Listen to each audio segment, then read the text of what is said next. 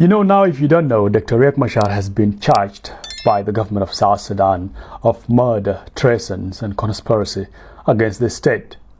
Well, you may not know what that means, but let me tell you. So it means that Dr. Riek Machar is potentially facing a criminal court towards him, and he's going to be tried, maybe sooner or later, I don't know, by the so-called the government of South Sudan, which think that they are holy. And this is because of the incident that happened in Nasser in March, which led to the house arrest of the vice president.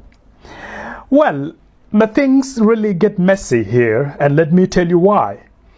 Because the government of South Sudan sacked the first or the former Chief of Justice, a guy called Shan Rich, who quote-unquote refused to charge the first vice president of treason, murder, and conspiracy.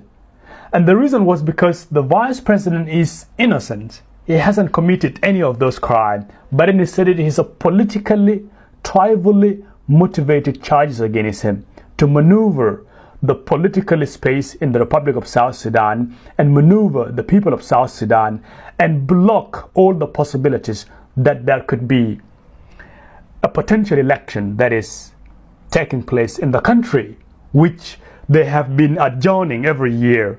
They tried it could have been 2022, and then they adjourned it again to 2024, and then now they put it to 2026.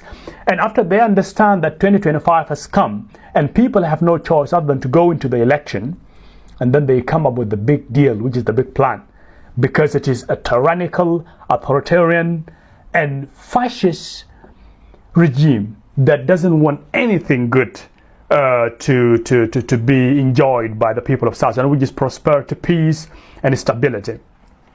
So what did they do? The Cocoon government and their all allies have come up with a plan to first of all sack everyone who disagree with their ideologies or persecuting a peace signatories. Someone who have signed peace with you came in a peaceful spirit, just wanting to put all the hostilities, the suffering of the people of South Sudan to an end. And again, they plan all this malicious and malevolent ideology, which I see is producing fruit, but I don't know to the ripen or not. So what happened is they saw that they brought a new guy, which is like loyal to them politically.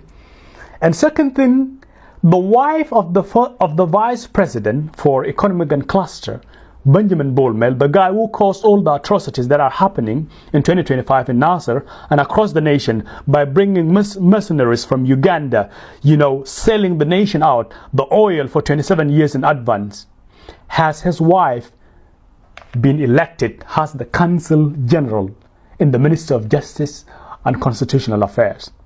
Well, let me tell you what does this position means. Bear with me.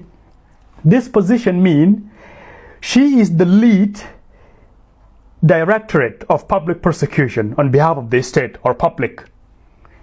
Again, she enjoys, security tenure, which allows her to make impartial decisions like a judge. Basically, she and the judges, they don't have any difference. And she's even over, on a superior moral ground than judges, because she is like the Consul General of the Ministry of Justice and Constitutional Affairs. So, and there is even a very interesting part here.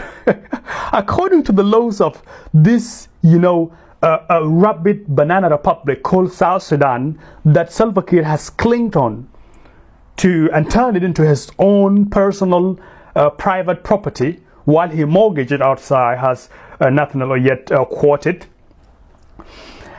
She can only be removed by the president through the recommendation of Ministry of Justice, and unless the vice president agree on that. If the vice president didn't agree, if he hasn't been consulted, the Consul General can never be sacked from her position.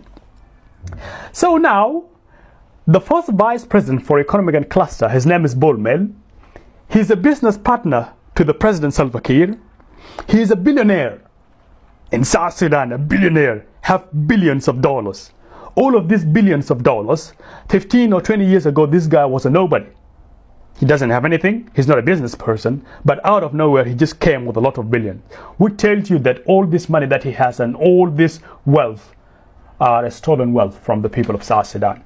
And now he become the backbone of the country while leading it into fire. He's a guy full of rage, killing, and hunger of power. And he's the one with the wife elected as Consul General. And the reason they elected her wife specifically, it was him being elected. He is the judge himself. But they were just a little bit morally, conscious that he can't have you can't be the Minister of Justice and the Consul General at the same time and being the judge and the lawyer, because he has a position as a vice president. But trust me, all these positions are his subservient, and they are working based on his directorate. So this tells you that the whole country is fighting with one family. It is a family of Salva Kiir and his in-law, which is his daughter's lover, and the people of South Sudan. So it is the Kiir's family versus the South Sudanese now in this political situation at this juncture. It's not about SPLM-IO and SPLM-IG anymore. It is simply the government of Salva Kiir's family and the people of South Sudan. So the choice is yours.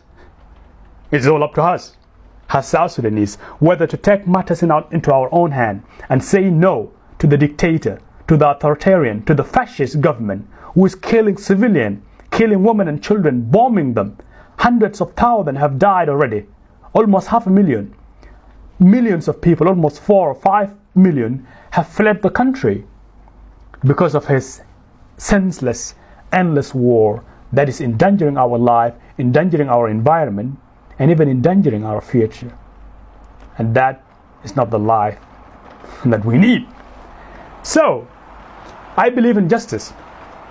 And I believe no matter how they try, the people will always win. Because when people raise up to claim what belongs to them, nobody have the ability to dismantle that power. And that is a power of voice, power of refusing oppression and manipulation. So thank you so much, and I hope you have understood now what this justice in South Sudan mean, because this is just a banana court, as many people put it. And of course, we have faith that justice will prevail in South Sudan, and the real criminal will face justice, not just a rapid court, a banana court, that is made of people that are, hungry of power and wealth of the country. Thank you so much, and have a good day.